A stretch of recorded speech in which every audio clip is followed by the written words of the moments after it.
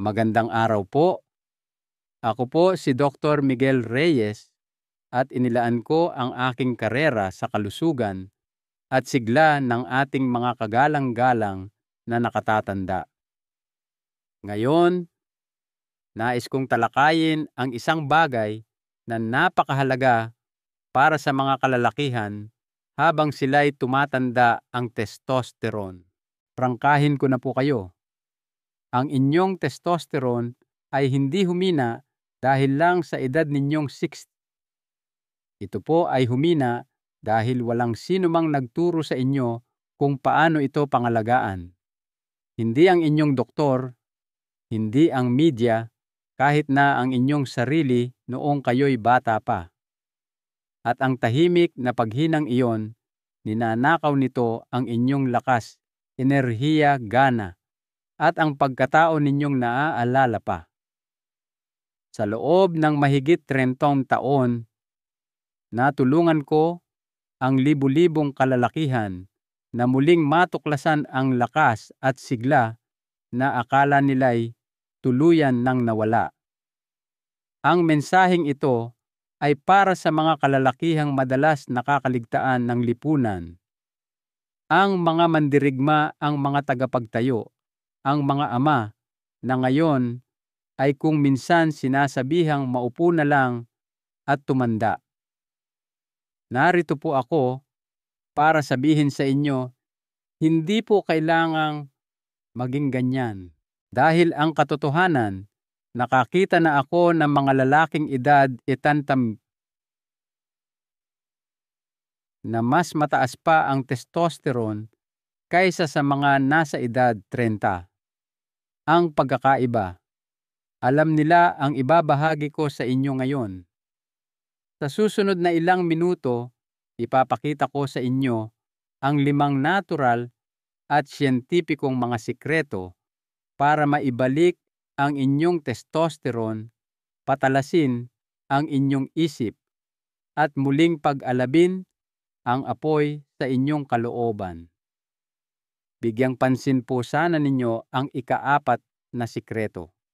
Ito ang madalas nakakaligtaan ng karamihan sa mga kalalakihan, ngunit taglay nito ang kapangyarihang baguhin ang lahat. Bago tayo magsimula, kung ang mensaheng ito ay tumatagos sa inyo, maglaan po kayo ng ilang segundo para pindutin ang subscribe at i-on ang notifications. Nagbabahagi po ako ng simple ngunit epektibong mga payo sa kalusugan na espesyal para sa mga kalalakihang tulad ninyo.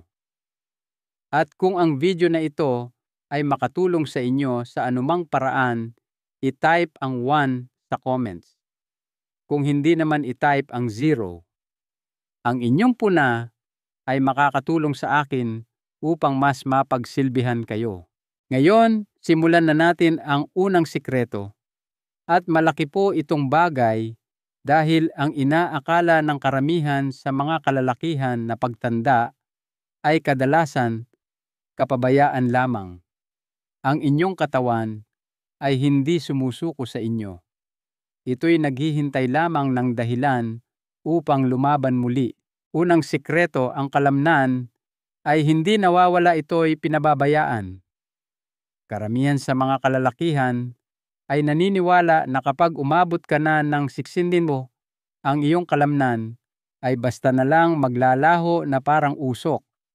Nakikita nila ang lambot sa kanilang tiyan, nararamdaman ang bigat sa kanilang mga hakbang, at iniisip, ganito na yata talaga ang pagtanda.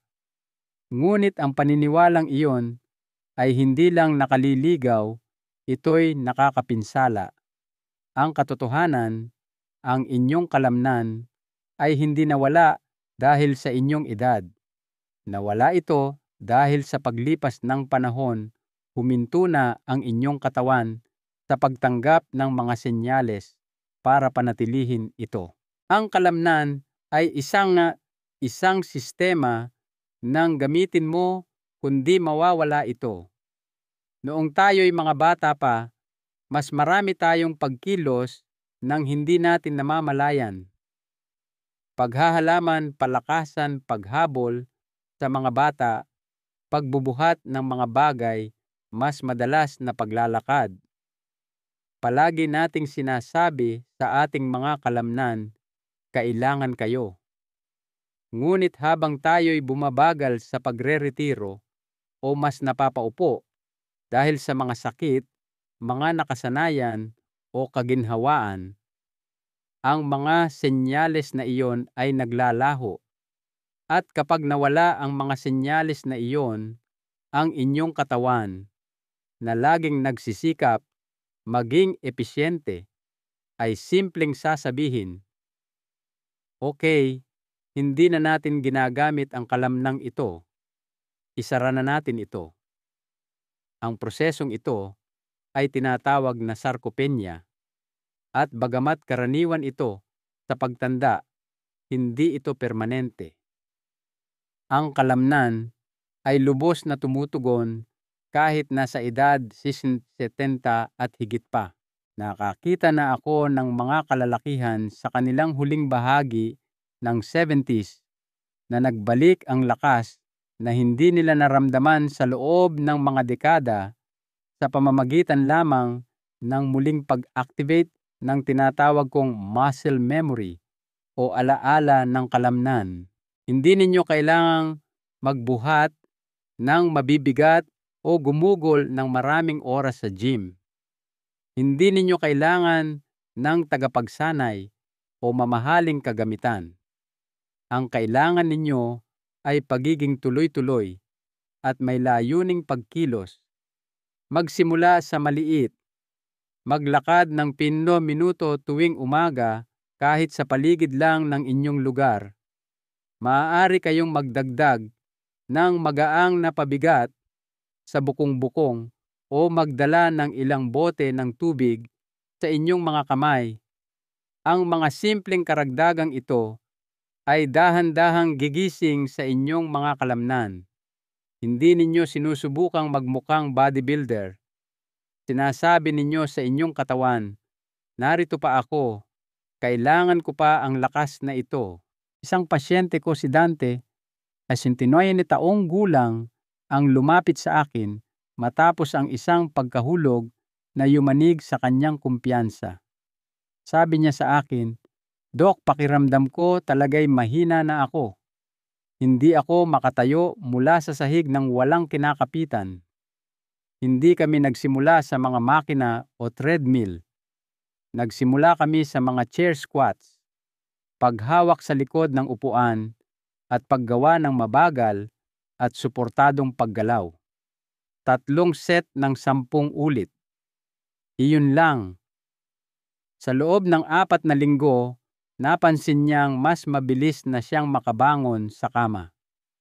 Pagkatapos ng 2 buwan, kaya na niyang magbuhat ng mga pinamili, paakyat ng hagdan nang hindi hinihingal. Nang muli naming suriin ang kanyang testosterone, tumaas ito mula 310 patungong 420. Walang ineksyon, walang tableta, pagkilos lamang. Ang hindi napagtatanto ng karamihan sa mga kalalakihan ay isa ang inyong mga kalamnan sa pinakamalalakas na tagapagpalakas ng testosterone. Ang resistance training. Kahit na magaang lang ay nagbibigay senyales sa inyong katawan na gumawa pa ng mahalagang hormon na ito. Sinasabi nito, "Hoy, may trabaho tayong gagawin. Mas mabuting magkarga ng panggatong." Nakikinig ang inyong katawan. Hindi lang pinapalakas ng kalamnan ang testosterone, tumutulong din ito sa pagkontrol ng asukal sa dugo, nagpapabuti ng balanse, nagpoprotekta sa inyong mga kasukasuan, at pinatalas din nito ang inyong pag-iisip. Ngunit hindi lang ito tungkol sa biyolohiya. Ang muling pagkakaroon ng lakas ay may mas malalim na epekto. Ibinabalik nito ang dignidad. Nakakita na ako ng mga kalalakihang nahihirapang itali ang kanilang sintas ng sapatos na muling nagkaroon ng sapat na kakayahang umunat at lakas para gawin itong muli. Hindi lang sila nakakaramdam ng lakas. Mas tumatayo sila ng tuwid, mas madalas silang tumawa. Mas may kumpiyansa silang kumikilos sa mundo. At ang kumpiyansang iyon ay nakakaapekto sa lahat sa kanilang tindig, sa kanilang pakikipag-usap, kahit na sa kung paano sila muling kumonekta sa kanilang mga asawa. Maaaring iniisip ninyo, huli na para sa akin. Nais ko pong sabihin sa inyo, ngayon din hindi pa po huli. Nakakita na ako ng mga kalalakihan sa edad 80 na nagbalik ang kalamnan, balanse at lakas na ikinagulat maging ng kanilang mga doktor. Nagsisimula ito sa isang desisyon, itigil ang pagpapabaya sa inyong katawan at simulan ang pakikipagtulungan dito. At linawin ko po, hindi ito tungkol sa pagpaparusa sa sarili sa pamamagitan ng ehersisyo o paghahabol sa kabataan. Ito ay tungkol sa muling pagbawi ng sigla, hindi para sa itsura, kundi para sa layunin. Upang buhatin ang inyong apo, nang walang sakit umakyat ng hagdan, nang walang takot gumising, at muling maramdamang kaya ninyo. Kaya kung matagal na kayong naniniwala na ang pagkawala ng kalamnan ay bahagi lamang ng pagtanda, oras na para baguhin ang kwentong iyan. Ang inyong kalamnan ay hindi nawala, ito'y naghihintay. At sa sandaling magsimula kayong kumilos nang may layunin, mas mabilis na tutugon ang inyong katawan kaysa sa inaakala ninyo. Ngunit narito ang nakakagulat na bahagi, hindi lamang pagkilos ang tahimik na sumisira sa inyong testosterone.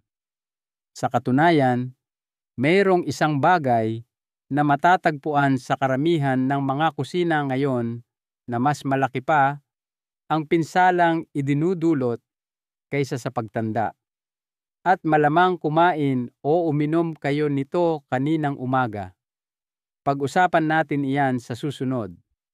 Kung narito pa rin kayo at may katuturan sa inyo ang mga pananaw na ito, i-type ang numerong 1 sa comments para malaman kong kasama ko kayo sa landas na ito.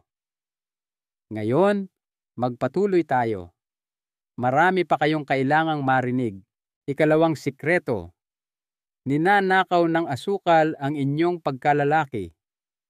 Sa loob ng maraming taon, sinabihan kayo na ang taba ang kontrabida sa inyong dieta, na ang pagkain ng itlog, mantikilya o steak ay magbabara sa inyong mga ugat at magpapabagal sa inyo. Kaya binawasan ninyo ang taba, kumuha ng mga low-fat yogurt, granola bar, mga fruit juice na may tatak na heart healthy. Akala ninyo'y tama ang inyong ginagawa, ngunit habang sinusubukan ninyong protektahan ang inyong puso, may iba pang tahimik na inaatake ang inyong testosterone. Ang tunay na kaaway ay hindi taba, ito'y asukal. At hindi lang ito nasa mga candy bar o soda. Nasa inyong breakfast cereal, sa inyong salad dressing, sa healthy na snack bar na kinuha ninyo sa tindahan. Nakatago ito sa likod ng mga pangalang tulad ng glucose, fructose, corn syrup at maging natural sweeteners. Ang asukal ay hindi lang nagdaragdag ng sentimetro sa inyong baywang. Sinasakop nito ang inyong mga hormon. Sa tuwing kumokonsumo kayo ng asukal, tumataas ang inyong insulin, tumataas ang inyong cortisol levels, at bumabagsak ang inyong testosterone sa loob ng ilang oras. Isang pag-aaral mula sa Massachusetts General Hospital ang natuklasan na ang isang dosis lamang ng asukal ay maaaring magpababa ng testosterone ng isang lalaki ng hanggang 25% na tumatagal ng higit sa 2 oras. Ngayon, isipin ninyo iyan. Kung may asukal ang inyong kape, tinapay na may palaman, o isang mangkok ng cereal sa umaga, sinisimulan ninyo ang inyong araw na umatras na ang inyong testosterone.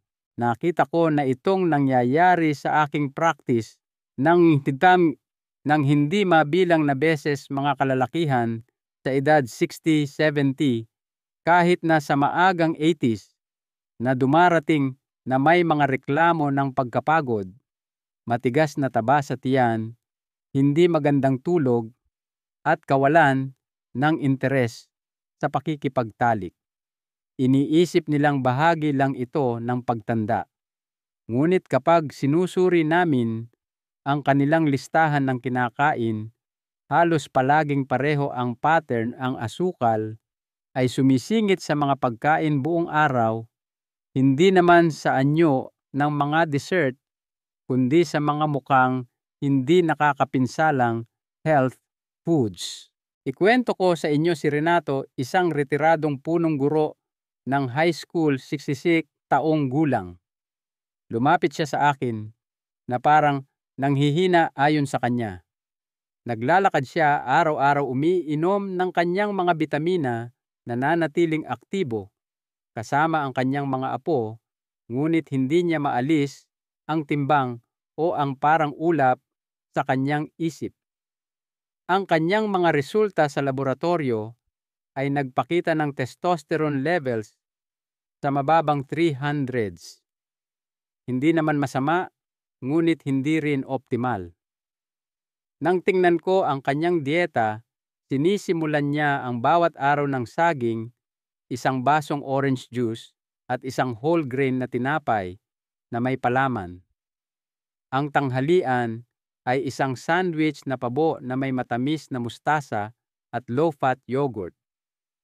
Ang hapunan ay pasta na may isang basong alak at marahil isang scoop ng sorbet. Hindi inakala ni Renato na masama ang kanyang kinakain, ngunit ang kanyang blood sugar ay parang roller coaster at ang kanyang mga hormone ang nagbabayad ng halaga. Gumawa kami ng ilang pagbabago. Pinalitan ang orange juice ng tubig o purong kape. Ipinalit sa tinapay na may palaman ang mga itlog na niluto sa olive oil na may kalahating abukado sa gilid. Muli naming ipinasok ang mga masusustansyang taba sa kanyang dieta, mga mani-mamantikang isda, totoong mantikilya, full-fat dairy. Sa loob ng 6 na linggo, bumalik ang kanyang enerhiya. Tumaas ang kanyang testosterone ng halos 100 puntos at ang taba sa tiyan na matagal na niyang nilalabanan ay nagsimulang lumiit. Ang inyong mga hormone ay gawa sa taba, hindi sa asukal. Ang testosterone partikular ay nabubuo mula sa kolesterol. Iyon ang dahilan kung bakit maraming nakatatandang kalalakihan ang nanghina dahil sa mga low-fat diet, hindi lang pisikal, kundi pati emosyonal. Kapag ang inyong testosterone ay pinipigilan ng asukal, bumababa ang inyong motibasyon, pumurol ang inyong memorya, bumabagal ang inyong paggaling. Hindi ninyo nararamdaman ang inyong sarili at sa paglipas ng panahon, nakakalimutan ninyo kung ano ang pakiramdam ng maging ganap na buhay. Ang pagbabawas ng asukal ay hindi nangangahulugang hindi na kayo mag-e-enjoy sa pagkain. Nangangahulugan ito ng pagiging mas matalino. Basahin ang mga etiketa. Kung nagtatapos ito sa USA o kung ang asukal ay nakalista sa unang 3 sangkap, pag-isipan muli. Palitan ang mga matatamis na inumin ng tubig, green tea o purong kape. Pumili ng buo at natural na pagkain kaysa sa anumang nasa pakete. At huwag katakutan ang mga masusustansyang taba. Sila ang inyong mga kakampi, hindi kaaway. Mayroong isang malakas na nangyayari kapag binabawi ng isang lalaki ang kontrol sa kanyang dieta. Hindi lang ito tungkol sa timbang na nawawala, tungkol ito sa lakas na kanyang nababawi. Mas tumitibay ang kanyang pakikipagkamay. Mas nagiging matatag ang kanyang boses. Nagliliwanag ang kanyang mga mata. Mayroong kalinawan, kumpiyansa, isang tahimik na kapangyarihan na bumabalik kapag nagsimulang tumaas muli ang testosterone. Nakita ko na ito ng paulit-ulit.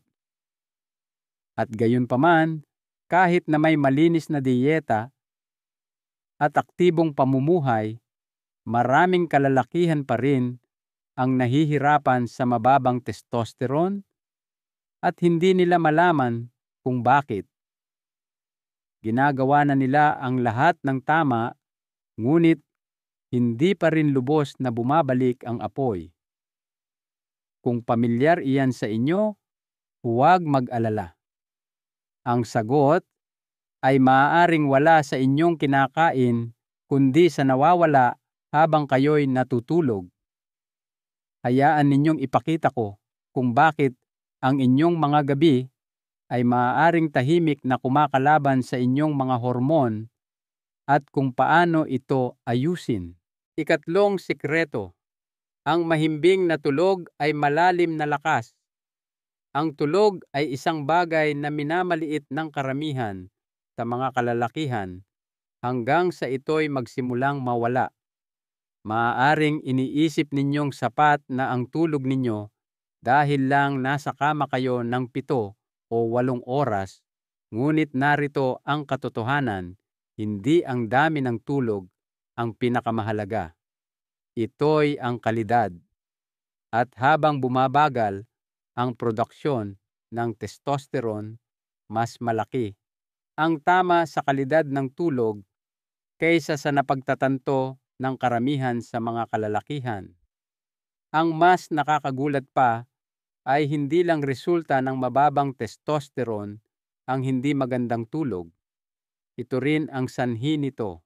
Ginagawa ng inyong katawan ang karamihan ng testosterone nito sa pinakamahihimbing na yugto ng pagtulog. Hindi sa magaang na pag-idlip, hindi sa mga oras na iyon ng hindi mapakali at pagbaling-baling. Pinag-uusapan natin ang mahimbing slow wave sleep, yung tipo na gigising kayong sariwa ang pakiramdam sa halip na parang tuliro. Ngunit habang tumatanda ang mga kalalakihan, tumataas ang antas ng stress, nagiging pira-piraso ang tulog, at naaantala ang mahahalagang yugto ng pagtulog. At kapag nawala ang mahimbing na tulog, sumusunod din ang produksyon ng testosterone. Nakaupo na ako kasama ang hindi mabilang na mga kalalakihan sa kanilang edad 60 at 70 na pareho ang sinasabi, pagod akong gumising kahit na buong gabi akong natulog. Maaaring nakakatulog sila sa harap ng TV, nagigising ng 2:00 ng madaling araw para umihi tapos hihiga sa kama na iniisip ang lahat mula sa susunod nilang appointment sa doktor hanggang sa mga alaala mula 30 gubaym. Tadendon taon na ang nakalipas. Ang patuloy na siklo ng putol-putol na pahinga ay hindi lang sila iniiwang pagod. Iniiwan nitong ubos ang hormone sa kanilang katawan. Ang hindi alam ng karamihan sa mga kalalakihan ay kahit isang gabi lang ng hindi magandang tulog ay maaaring magpababa ng testosterone kinabukasan ng hanggang 15%. At kung magiging ugali na iyon, linggo, buwan, taon ng hindi magandang tulog, makikita ninyo kung bakit maraming kalalakihan ang nahihirapan sa mababang enerhiya, pagiging iritable, pagtaba, at kawalan ng gana kahit na hindi sumisigaw ng mababang T ang kanilang mga resulta sa dugo. Ang tulog ay hindi isang luho, ito'y hormone therapy na nakapaloob sa inyong biyolohiya. Ngayon, maaaring mangyari ang pagkagambala sa tulog dahil sa maraming dahilan. Ang ilan dito ay pisikal tulad ng sleep apnea na mas karaniwan sa mga nakatatandang kalalakihan kaysa sa inaakala ninyo, ngunit marami ay dahil sa kapaligiran o mga nakasanayan. Sobrang liwanag, bago matulog paggamit ng screen sa gabi, hindi regular na oras ng pagtulog o pagkain ng malapit sa oras ng pagtulog ay maaaring makagambala sa produksyon ng melatonin at maantala ang pagsisimula ng mahimbing na tulog. Kahit ang pag-aalala tungkol sa inyong tulog ay maaaring kabalintunaan, makapagpalala pa nito. Iyon ang dahilan kung bakit tinuturuan ko ang aking mga nakatatandang pasyenteng lalaki na ituring ang tulog na parang isang sagradong ritual. Hindi isang bagay na pasibo, kundi isang bagay na aktibong pinoprotektahan. Lumikha ng isang sleep sanctuary o tahimik na silid-tulugan. Walang TV sa kwarto. Walang mga kumikinang na screen pagkatapos ng 9:00 ng gabi. Walang kape o alak sa gabi na nagpapaloko sa inyong katawan na akalaing araw pa. Palamigin ang kwarto, gumamit ng mga blackout curtain, at marahil ang pinakamahalaga, matulog at gumising sa parehong oras araw-araw kahit na sa mga araw ng pahinga. Ikwento ko sa inyo si Jose, isang 72 taong gulang na dating opisyal ng Navy. Lumapit siya sa akin, nabigo, sinasabing hindi na siya nakaranas ng mahimbing na tulog sa loob ng mahigit 1 dekada. Humihilik siya, nagigising ng 5 o 6 na beses sa isang gabi, palaging groggy sa umaga. Akala niya'y normal lang iyon sa pagtanda.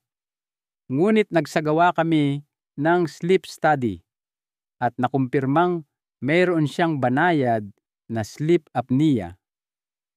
Inayos niya ang kanyang posisyon sa pagtulog, binago ang kanyang dieta para mabawasan ang pamamaga at nagsimula ng isang simpleng routine bago matulog tuwing gabi, chamomile tea, pagbabasa ng totoong libro, at patay na ang ilaw ng 10:00 ng gabi.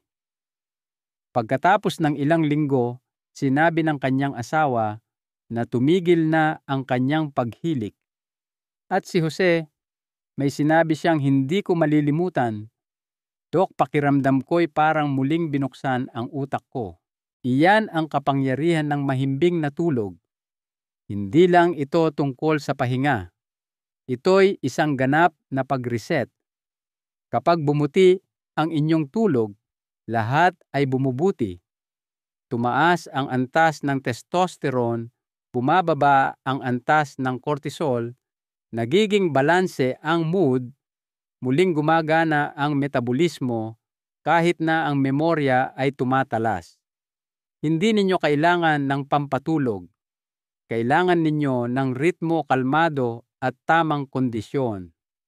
At kung ibibigay ninyo sa inyong katawan ang matagal na nitong nawawala, mas mabilis itong magpapasalamat kaysa sa inaasahan ninyo. Ang magandang balita ay gaano man katagal nang wala sa balanse ang inyong tulog, laging handa ang inyong katawan na mag-reset. Ang mahimbing na tulog ay isa sa pinakamabilis at pinaka-epektibong paraan para muling pag-alabin ang natural na produksyon ng testosterone nang walang gamot. At madalas ito ang nawawalang piraso para sa mga kalalakihang ginagawa na ang lahat ng iba pa ng tama, ngunit hindi pa rin nararamdaman ang kanilang sarili. Ngunit narito ang isang bagay na hindi naririnig ng karamihan sa mga kalalakihan at halos walang doktor na pinag-uusapan. Kahit na malinis ang inyong dieta at mahimbing ang inyong tulog, mayroong isang malakas na nagtitrigger ng hormone na maaaring hindi ninyo napapansin. Hindi ito matatagpuan sa pagkain o tableta o ehersisyo. Matatagpuan ito sa inyong mga relasyon, sa inyong pakiramdam ng koneksyon, at sa isang bagay na mas malalim pa, ang haplos. At ang ibabahagi ko sa inyo sa susunod ay maaaring magbago ng inyong pananaw sa pagpapalagayang loob magpakailanman. Kung nanonood pa rin kayo at nakikita ninyong mahalaga ang mga pananaw na ito, i-type ang 1 sa comments para malaman kong narito kayo at nakikinig. Ngayon, magpatuloy tayo sa ika-4 na sikreto. Hindi ninyo gugustuhing makaligtaan ito. Ika-4 na sikreto. Ang haplos ay nagpapalakas ng testosterone. Kapag iniisip ng mga kalalakihan ang testosterone, madalas nilang naiisip ang mga bagay tulad ng pagbubuhat ng weights pag-inom ng supplements o pagkain ng mga pagkaing mataas sa protina. Ngunit iilan lang ang nakakaalam na isa sa pinakamakapangyarihang natural na tagapagpalakas ng testosterone ay hindi nagmumula sa gym o sa kusina. Nagmumula ito sa isang bagay na mas makatao ang pisikal na haplos. Ang haplos ay hindi lang nakakaginhawa, ito'y kimika.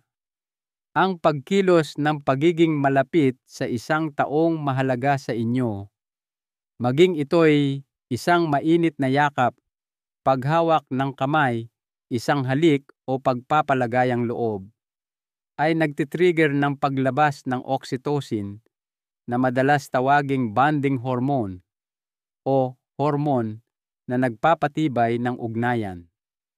At ang oxytocin ay hindi lang tungkol sa emosyon.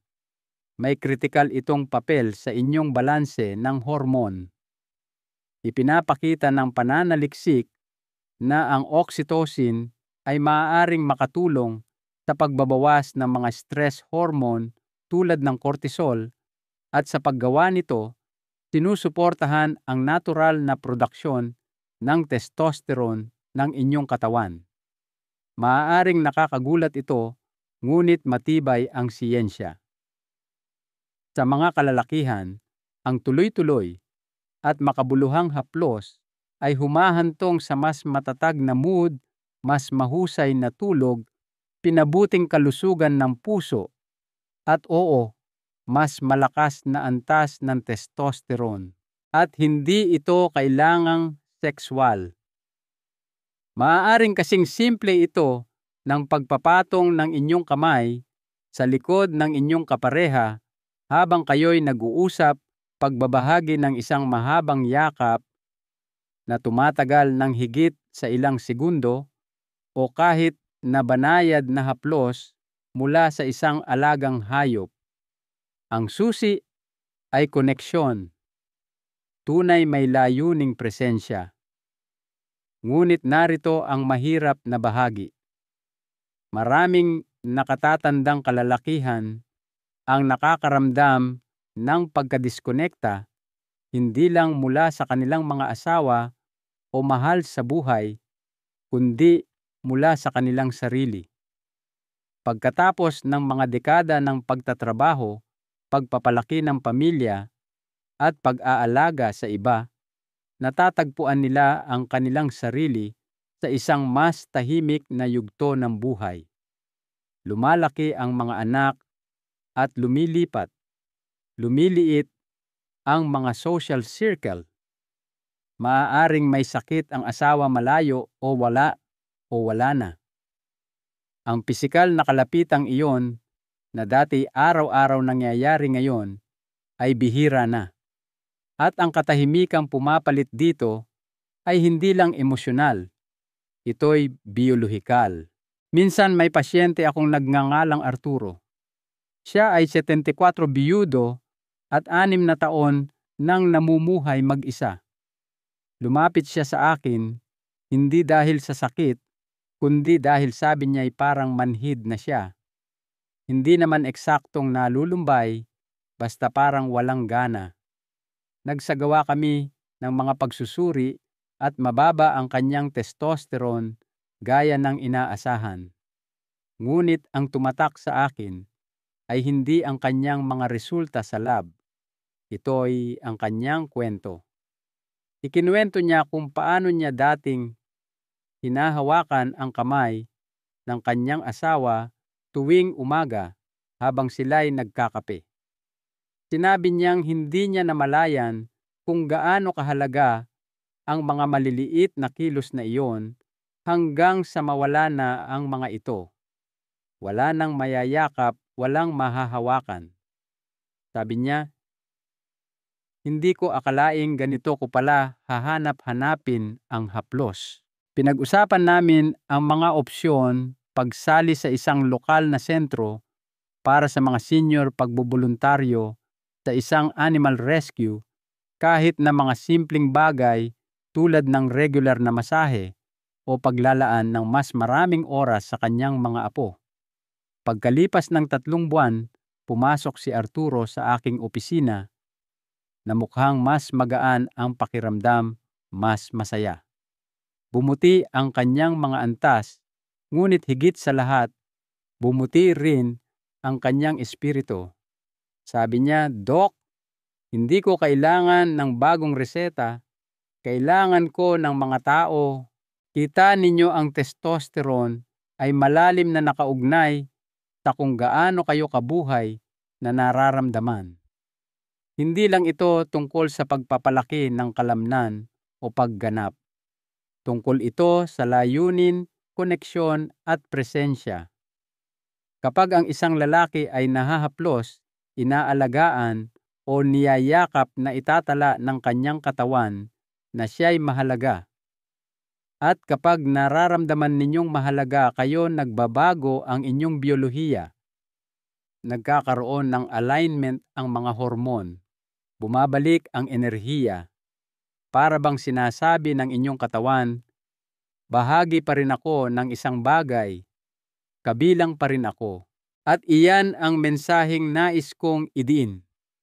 Ang muling pagkonekta sa iba parehong pisikal at emosyonal ay hindi lang mabuti para sa inyong puso. Mabuti ito para sa inyong mga hormon. Maging ito man ay sa pamamagitan ng pamilya, komunidad, mga alagang hayop, malalapit na kaibigan, o mga bagong relasyon, humanap ng mga paraan upang muling anyayahan ang haplos at koneksyon sa inyong buhay. Maaaring hindi komportable sa simula, lalo na kung matagal na itong nawala, ngunit makikilala ito ng inyong katawan at magpapasalamat ito sa inyo. Hindi kayo nilikha upang danasin ang yugtong ito ng buhay na parang invisible o hindi nahahaplos. Walang mahina o hindi panlalaki sa pangangailangan ng koneksyon. Sa katunayan, ang paghahanap nito ay maaaring isa sa pinakamalakas na bagay na magagawa ninyo para sa inyong kalusugan at sa inyong espiritu. Dahil ang uri ng testosterone na tumatagal ang uri na nagpapanatili sa inyong matalas, ang isip, matatag ang emosyon at masigla ang pangangatawan ay hindi lang nabubuo sa gym. Nabubuo ito sa tahimik at tuloy-tuloy na mga sandali ng tunay na pagiging malapit sa kapwa. Gayunpaman, kahit na maayos na ang pagkilos, nutrisyon, tulog at koneksyon, may isa pang piraso sa palaisipang ito, isa na ganap na naninirahan sa isip. Ito ang boses na walang ibang nakakarinig kundi kayo. At kung ang boses na iyon ay puno ng pagdududa, kritisismo o pagkatalo, walang pisikal na pagbabago ang mananatili dahil hindi kayang gumaling ng inyong katawan habang ang inyong isip ay nasa digmaan. Sa susunod na sikreto ating sisilipin kung paano ang inyong panloob na dialogo ay maaaring maging pinakamalaking hadlang o ay nakinak o ang pinakadakilang tagumpay na hindi ninyo nakita. Ikalimang sikreto.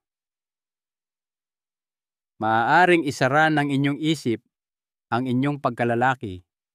Isa sa mga madalas na hindi napapansing sanhi ng mababang testosterone ay wala sa inyong katawan. Nasa inyong isip ito. Ito ang panloob na boses na kasama ninyo araw-araw. Ang mga iniisip ninyo paggising sa umaga, ang paraan ng pakikipag-usap ninyo sa inyong sarili kapag walang ibang nakakarinig. Ang boses na iyon ay maaaring magpalakas sa inyo o dahan-dahang magpabagsak, at para sa napakaraming kalalakihan, lalo na habang sila'y tumatanda, ito ang nagiging tahimik na pumapatay sa lakas, motibasyon at kalusugan ng hormon. Kita ninyo ang testosterone ay hindi lang tumutugon sa inyong kinakain o kung gaano kayo nag-eehersisyo. Tumutugon ito sa inyong mental na kapaligiran. Ang talamak na stress, hindi nalutas na mga emosyon, patuloy na pag-aalala. Ang mga bagay na ito ay nagpapataas ng inyong cortisol, ang stress hormone. At kapag tumaas ang cortisol, bumababa ang testosterone. Matalino ang katawan. Inuuna nito ang kaligtasan kaysa sa paglago.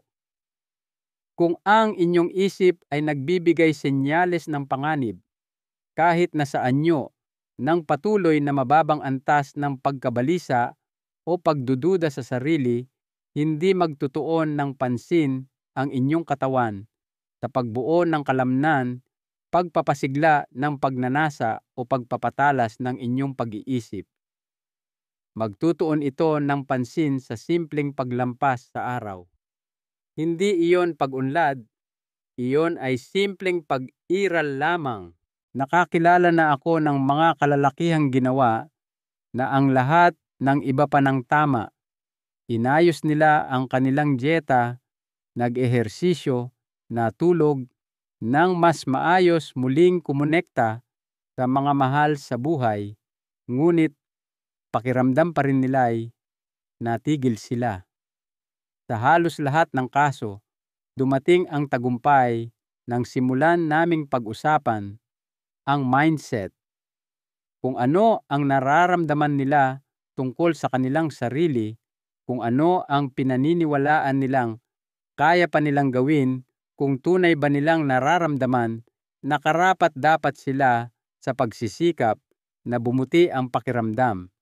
At madalas doon kailangang magsimula ang pinakamalalim na gawain. Halimbawa, si Hernando. Siya ay 70 taong gulang, isang retiradong bumbero, matipuno noong kanyang kabataan. Nang lumapit siya sa akin, bagsak na ang kanyang testosterone levels at hindi niya maintindihan kung bakit. Sabi niya, "Doc, palagi naman akong matibay. Palagi kong kinakaya, pero nitong huli parang ubos na ang lakas ko." Habang kami nag-uusap, may isang bagay na naging malinaw. Hindi lang siya pagod. Dala-dala niya ang mga taon ng hindi nasasabing sakit. Ang mga pisikal na pinsala, ang mga nawalang kaibigan, ang pagkakasala sa pagbagal.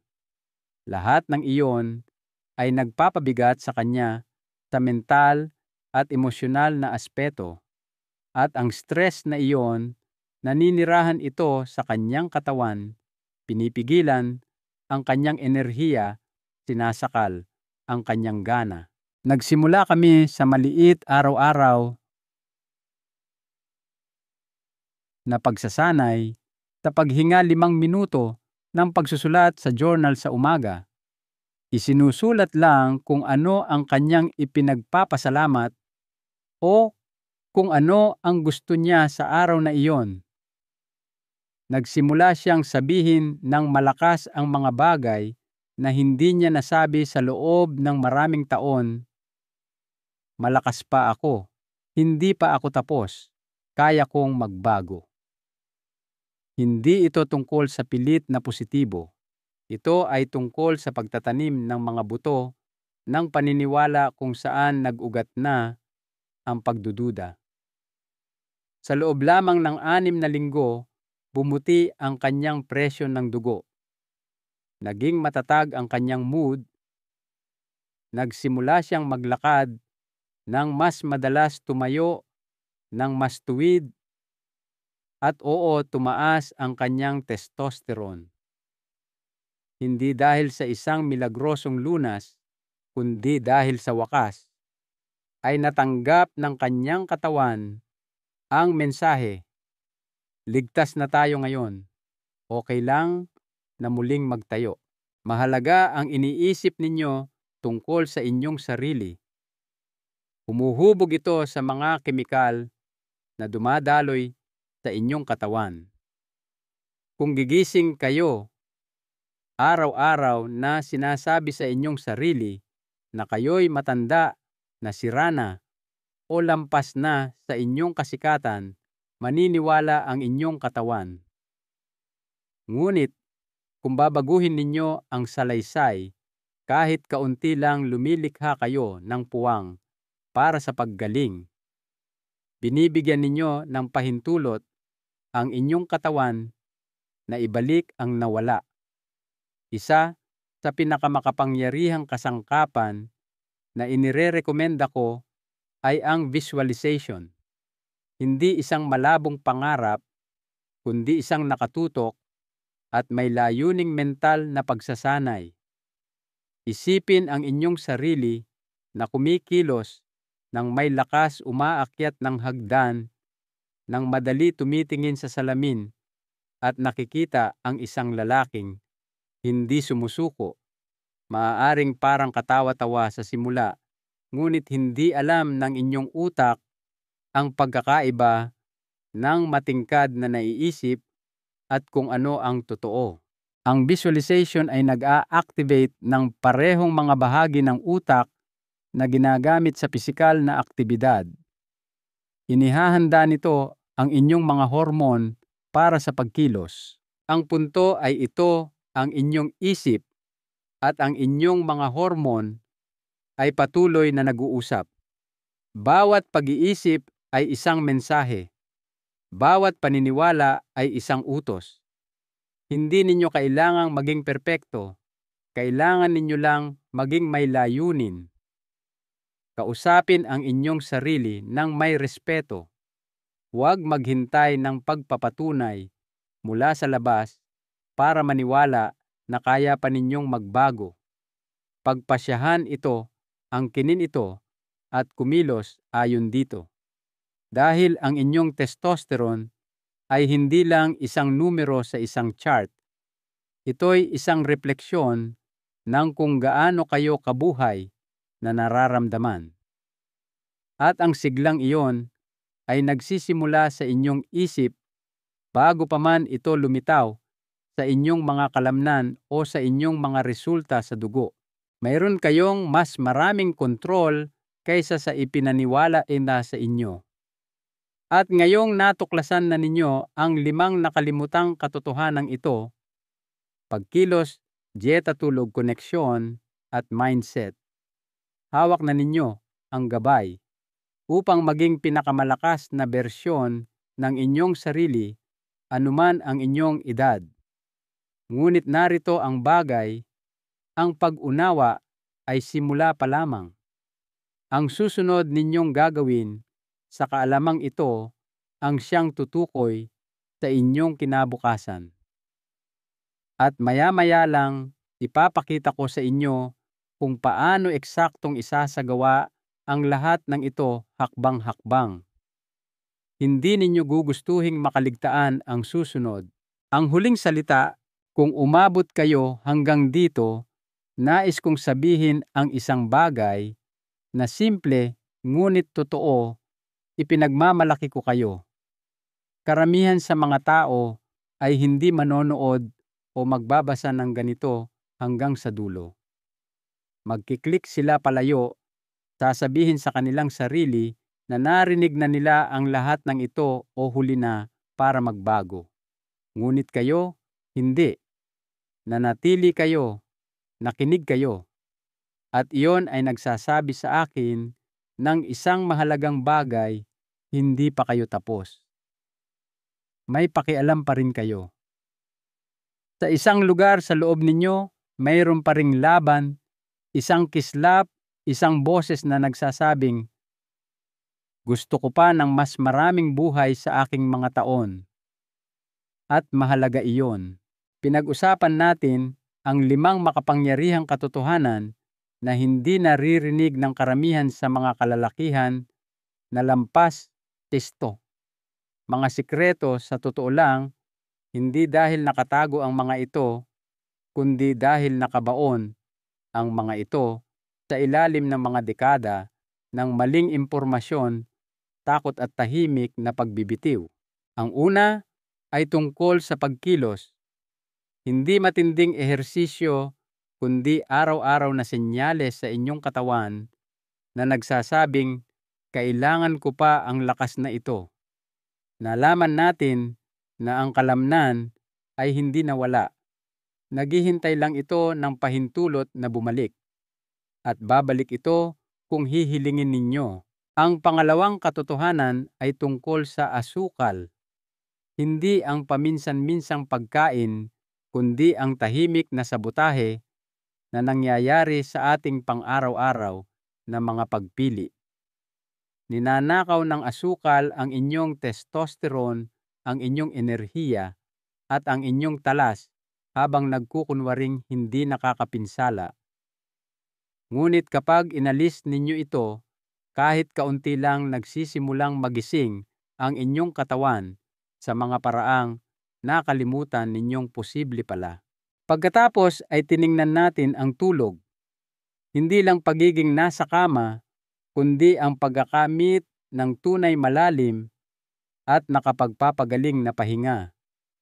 Ang uri na kailangan ng inyong katawan para muling buuin ang testosterone, ang uri na nagre-rewire ng inyong utak, nagbabalanse ng inyong mood at hinahayaan kayong bumangon sa umaga ng may layunin sa halip na simpleng paglampas lang sa araw.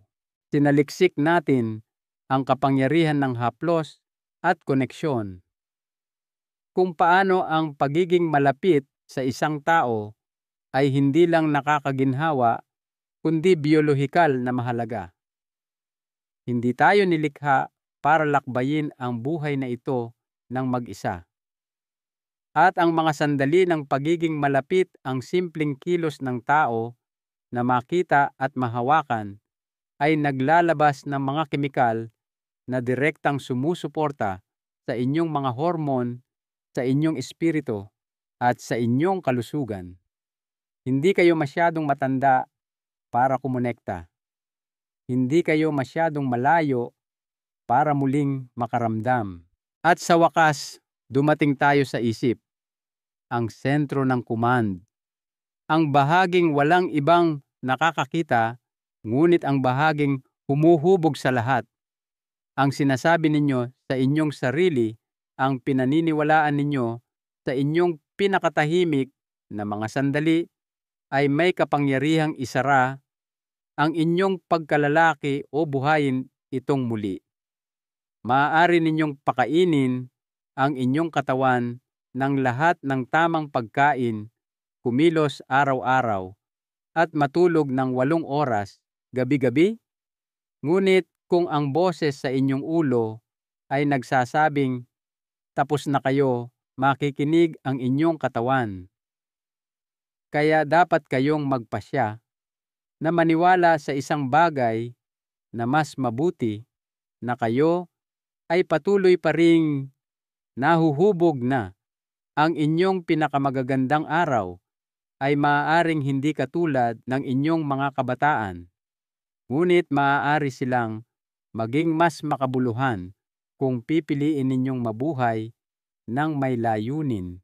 Alam ko ang lahat ng ito dahil naranasan ko ito hindi lang bilang isang doktor, kundi bilang isang lalaking naglakad kasama ang libu-libong iba pa na tulad ninyo. Tumingin ako sa mga mata ng mga kalalakihang sinabihan ng mundo na wala na silang maiaalok at nakita ko ang mga parehong lalaking iyon na muling nagliwanag nang mapagtanto nilang hindi pa tapos ang kanilang kwento. Nagkaroon ako ng mga pasyenteng lumapit sa akin pagkatapos ng isang buhay na pagwawalang bahala sa kanilang kalusugan, nahihiya, walang pag-asa o pagod lang. At nakita ko silang bumangon. Hindi magdamag, hindi walang pagsisikap, ngunit bumangon sila dahil gumawa sila ng desisyon na huminto sa paghihintay sa iba, na iligtas sila at sa halip ay gumawa ng isang hakbang pasulong. Siguro, ang hakbang na iyon para sa inyo ay isang paglalakad sa paligid ng inyong lugar o pagluluto ng mas masustansyang almusal. Siguro, ito'y ang sa wakas ay pagtulog sa tamang oras o pakikipag-ugnayan sa isang taong matagal nyo nang hindi nakakausap. Siguro, ito'y pagsusulat ng isang bagay na ipinagpapasalamat ninyo tuwing umaga kahit na maikli lang ang listahan. Ang mahalaga ay magsimula kayo. Hindi bukas, hindi sa susunod na buwan, kundi ngayon. Dahil mabilis lumipas ang panahon at kung mas maaga kayong magsisimula, mas maagang makakabalik ang inyong katawan, ang inyong enerhiya at ang inyong pakiramdam sa sarili. At kung nag-iisip kayo, paano kung mabigo ako? Narito ang katotohanan, hindi pa kayo nabigo. Nakarating kayo dito, nakinig kayo, natuto kayo, at mas marami na kayong kasangkapan ngayon kaysa sa karamihan ng mga kalalakihan. Ang tanging tunay na kabiguan ay ang walang ginagawa. Lahat ng iba pa ay pag-unlad. Kaya narito ang aking huling salita sa inyo, hindi bilang isang doktor, kundi bilang isang lalaking gumagalang sa inyong pinagdaanan at naniniwala sa inyong pupuntahan. Hindi kayo ang inyong mga resulta sa lab. Hindi kayo ang inyong nakaraan. Hindi kayo masyadong matanda, masyadong sira, o masyadong huli. Narito pa rin kayo, humihinga pa rin. At hanggat totoo iyan, meron kayong kinabukasang karapat-dapat ipaglaban. Ngayon sunggaban ninyo ito, isang aral sa buhay na dapat tandaan. Ang pinakamahalagang aral na natutunan ko at isa na sana'y isa puso ninyo ay ito. Ang inyong katawan ay laging nakikinig at laging handang gumaling basta't mabigyan ng tamang mga senyales. Maging ang mga senyales na iyon ay nagmumula sa pagkaing inyong kinakain, sa pagkilos na inyong niyayakap, sa pahinga na inyong inuuna, sa mga koneksyon na inyong pinapalago, o sa mga kaisipan na inyong nililinang mayroon kayong malalim na kapangyarihan na impluwensyahan ang inyong kagalingan sa anumang edad. Hindi pa huli para muling isulat ang inyong kwento at bawiin ang inyong sigla. Kung ang mensaheng ito ay nakaantig sa inyo, paki-like po ang video na ito para malaman ng iba na mahalaga ito. Mag-subscribe po sa channel para sa mas marami pang kaalaman sa pagkakaroon ng pinakamalusog at pinakamalakas na buhay. Ibahagi po ito sa isang kaibigan, kapatid, ama, o sinuman sa inyong buhay na kailangang marinig na hindi pa huli para gumawa ng pagbabago. At sa comment sa ibaba, sabihin ninyo sa akin ano ang isang pagbabagong handa ninyong gawin simula ngayon. Ang inyong kwento ay maaaring maging pampalakas loob na kailangan ng iba.